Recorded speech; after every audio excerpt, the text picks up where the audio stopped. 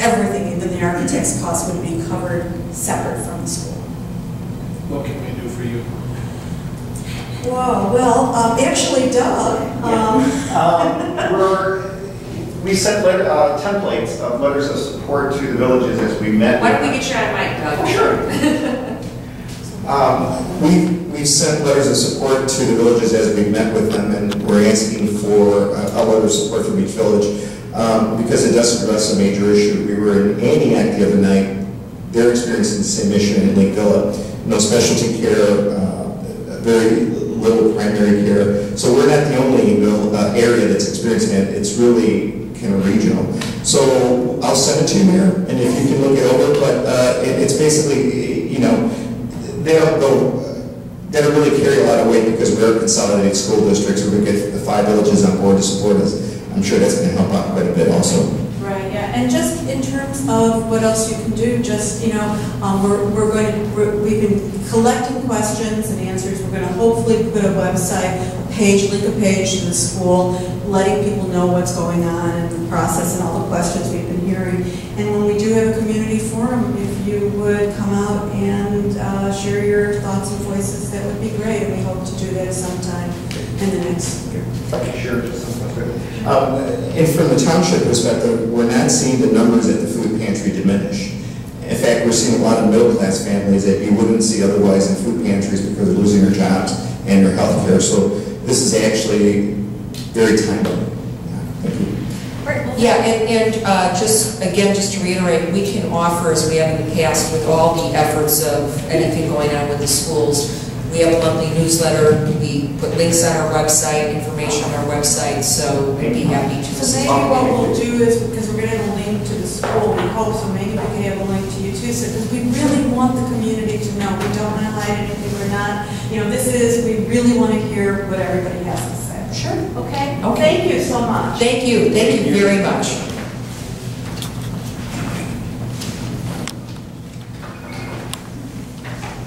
Brenda, do you have one of my cards? I don't know. This has all my numbers.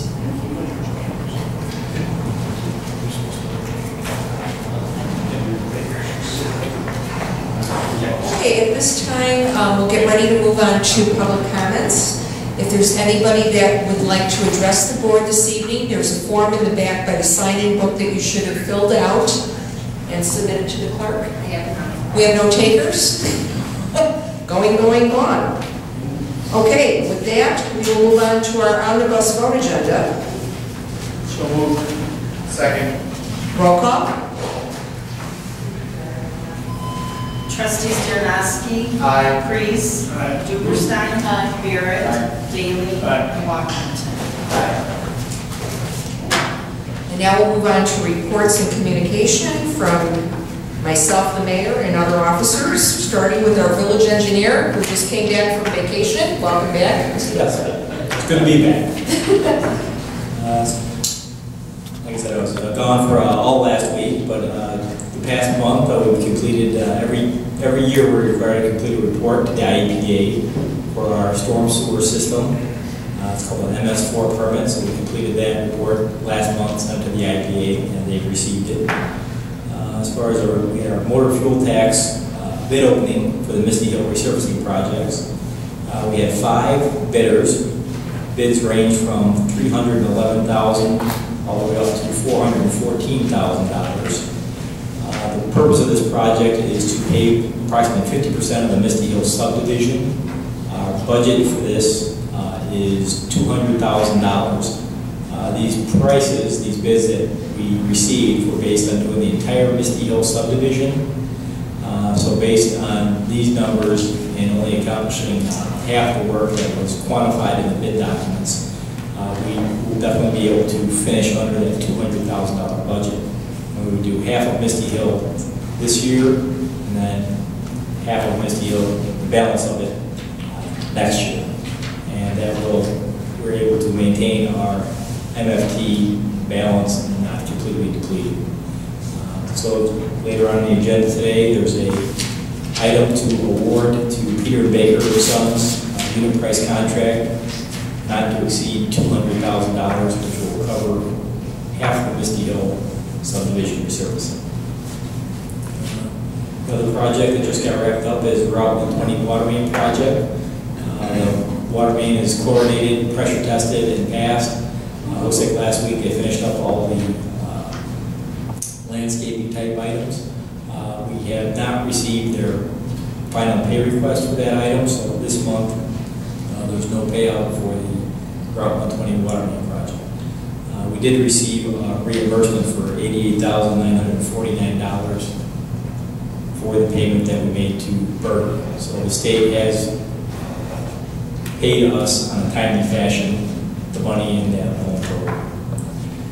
Route 120, IDOT school safety zone, we did get a letter from IDOT agreeing in principle to the LED flashing school signs.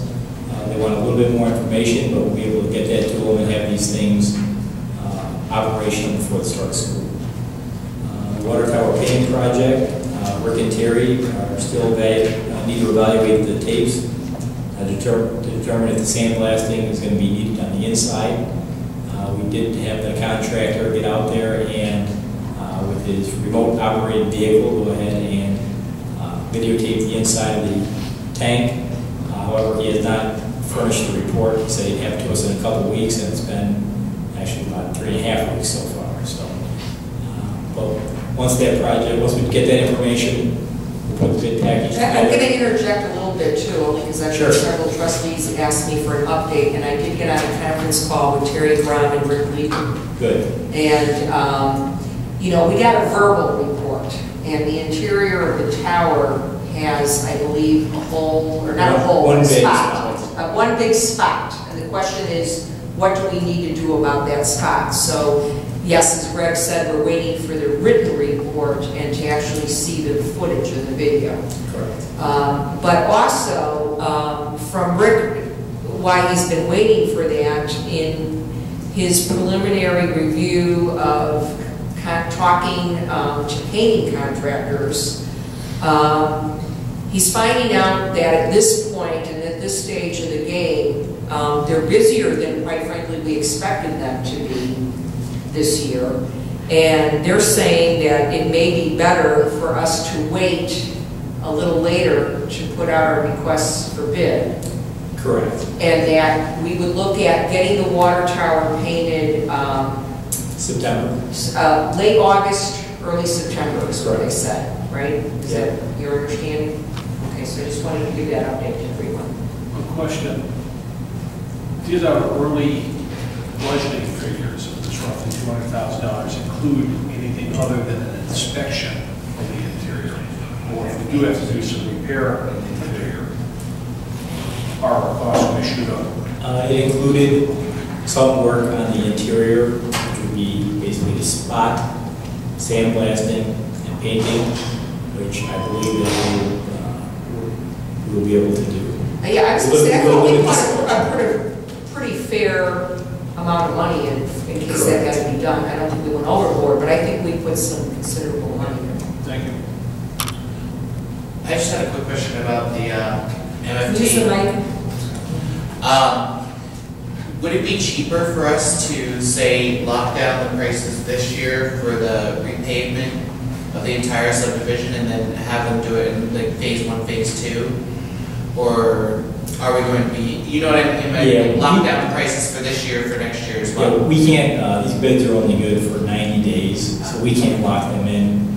Like these numbers are pretty favorable. As everybody's noticed, the price of oil has gone down to it's $80 a barrel right now, so correspondingly these asphalt prices have dropped, so now's a good time to at least get the first 50% done.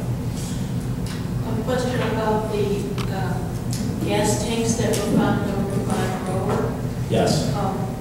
Were we supposed to get reimbursed, or they were supposed to get reimbursed for the work that had to be done to get those things out? I mean, didn't we have to pay a bunch? Well, the good news is no, we didn't have to pay a bunch because the test came back. There wasn't much contamination of the soil. Correct. We did pay I think the Sarpalis tank proposal was in the $10,000 range to get the tank removed. 8,400, I believe, was the cost for that. There's also some additional change orders that'll be forthcoming from Berger. They haven't quite tallied them up yet. They had to re-drill the line. There's a big pit in that guy's parking lot that we had to fill that wasn't anticipated on the original plans.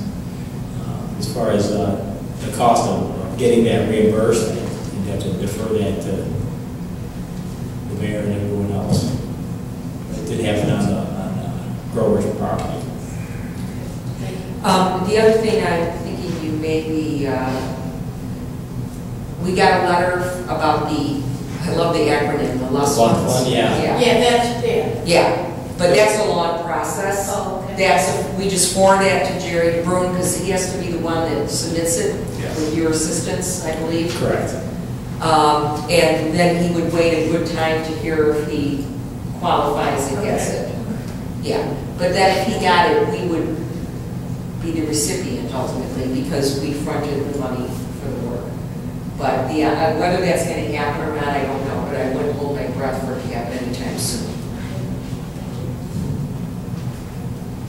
But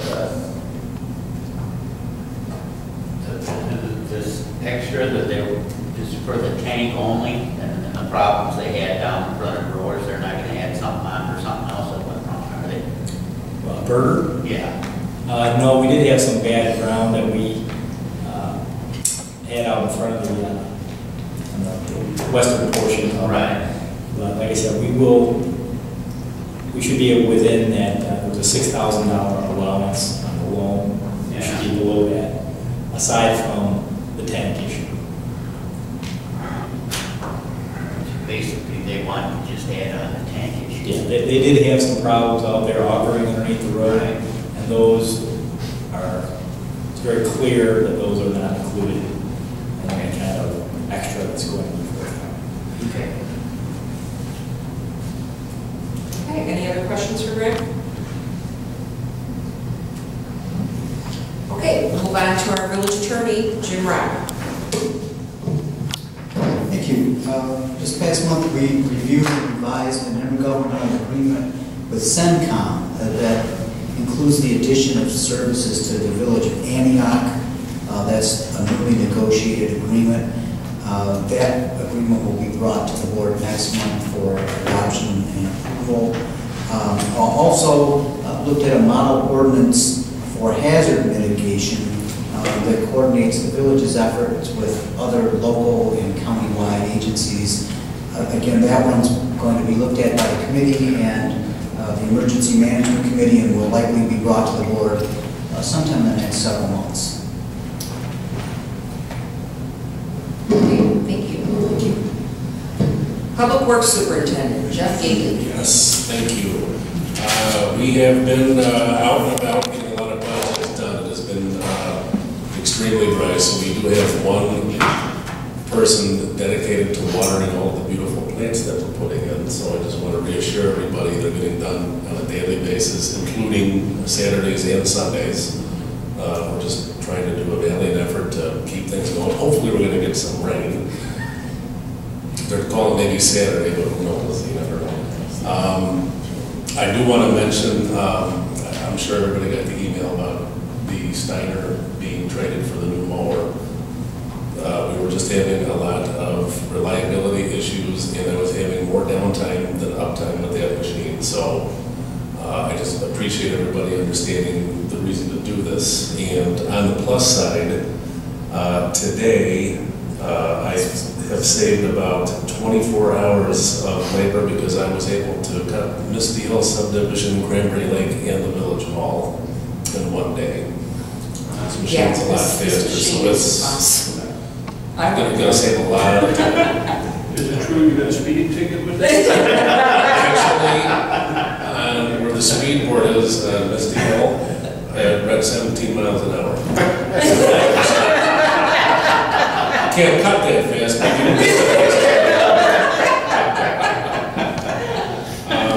Also, we've gone through the village. We've done some minor patching in some of the potholes on Lisk over on Tall Oak. Unfortunately, we did spend a lot of time a few weeks ago over at Well House 3. We had a couple of issues over there, so we removed quite a bit of landscaping, some trees to try to open it up, keep the